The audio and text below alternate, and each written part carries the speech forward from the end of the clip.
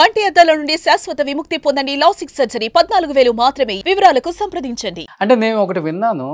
ఒకప్పుడు మంచి కుటుంబం, బాగా బతికిన కుటుంబం. నాన్నగారు సడెన్‌గా చనిపోవటం వల్ల అంటే తినటానికి కూడా తిండి లేక కొంచెం ఇబ్బందులు పడే స్థాయికి ఫ్యామిలీ వచ్చింది. అంటే పెద్ద కుటుంబం కాబట్టి అమ్మ ఒక్కటే అన్నీ మొయ్యాలంటే కష్టం కాబట్టి. ఆ పరిస్థితులలో ఆ కష్టం ఎవరికీ రాకూడదు. అలాంటి ఒక కష్టం అన్నారు. తర్వాత శివారెడ్డి గారు పైకొచ్చిన తర్వాత ఓకే. మళ్ళీ పర్వాలేదు అనుకునే స్థాయికి తీసుకొచ్చాడు ఆయన అని అన్నారు. ఆ కష్టం, ఆ డిఫికల్టీస్ చూసినప్పుడు ఏమనిపించింది లైఫ్‌లో అమ్మని ఆ పరిస్థితులలో? చాలా నరకం అనిపించింది. లైక్ అంటే ఆడుతూ పాడుతూ తిరిగేవాళ్ళం. ప్రతి ఫెస్టివల్‌కి అన్నీ కొనుక్కొచ్చి ఇచ్చేవాడు నాన్న. బట్టలు ప్రతి పండగకి బట్టలు. అప్పట్లో ఇప్పుడంటే రోజు కొనుక్కుంటూ ఉంటాం బట్టలు. అప్పుడు ఓన్లీ పండగలకే బట్టలు కుట్టించుకునేవాళ్ళం. అండ్ మంచి అంటే పెద్ద ఇల్లు అది. చాలా బెడ్‌రూమ్స్ అట్లా ఉండేటివన్నమాట. అయితే అది లైక్ ఎట్లా అంటే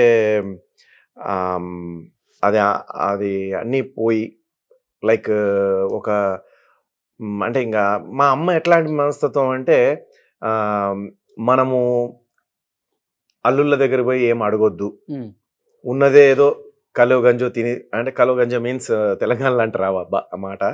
ఉన్నదో లేదో తిని ఉన్నా లేకున్నా ఏదో తిని బతుకుదాం, మంచినీళ్ళలాగైనా బతుకుదాం, కానీ మనం వాళ్ళ దగ్గర పోవద్దు. సో కొడుకులు పెళ్ళిళ్ళు అయ్యి వాళ్ళు సపరేట్గా వాళ్ళు ఉంటున్నారు కదా, వాళ్ళ ఇళ్ళల్లో వాళ్ళకు పిల్లలు ఉన్నారు, మనం పోయి వాళ్ళకి బర్డెన్ అవ్వద్దు అని అట్లా. అంటే ఇల్లు కూడా లేదా? ఇంకా లేదు, ఇల్లు కూడా పోయింది. అప్పుడు ఇంకా అంత పోయింది. ల్యాండ్ వేరే ఏదో పంచాయతీలో ల్యాండ్ ఉంటే ల్యాండ్ కూడా పంచాయతీలో మేము మీ వైపు ఫేవర్గా చెప్తాము అని చెప్పేసి ఆ ల్యాండ్ తీసేసుకున్నారు. అది పెద్దంపేట అని, అంటే మా రామగుండంకి కొంచెం పక్కనే అంటుకొని ఉంటుంది అనమాట ఒక కాలనీ, సి కాలనీ అని దాని పక్కనే ఉంటుంది. ఆ సి కాలనీ దాటంగానే ఉంటుంది. అక్కడ ల్యాండ్ ఉండే అది పోయింది, అది తీసేసుకున్నారు. అప్పుడు నాకు బాగా గుర్తు, ఒక రేకుల ఇల్లు రెంట్కి తీసుకున్నాం. అది ఆ రేకుల ఇంట్లోనే మేము బ్రదర్స్ అమ్మ ఉండేవాళ్ళం.